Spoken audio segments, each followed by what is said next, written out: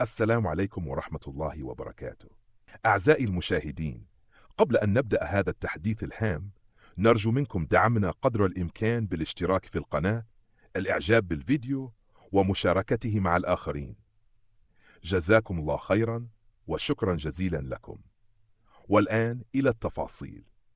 ابتداء من يوم غد ومع الأيام القليلة القادمة بإذن الله، تستعد أجواء المملكة المغربية لتحول مفاجئ في الطقس.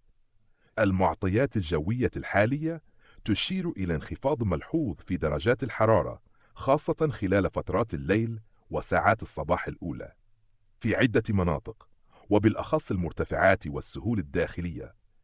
من المتوقع أن تنخفض درجات الحرارة من مستويات معتدلة كانت قريبة من 20 إلى مستويات قد تلامس أو تقارب 32 درجة وربما أقل بحسب الارتفاع الجغرافي لكل منطقة.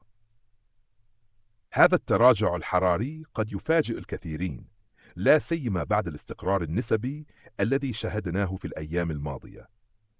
الليالي ستكون باردة، وسيحس السكان في المناطق غير الساحلية بهذا الانخفاض بشكل مباشر. تنبيه مهم: ننصح الجميع خاصة كبار السن والأطفال باتخاذ جميع الاحتياطات الضرورية.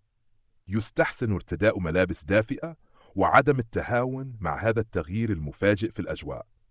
تابعونا دوما للحصول على أحدث النشرات الجوية والتوقعات المفصلة.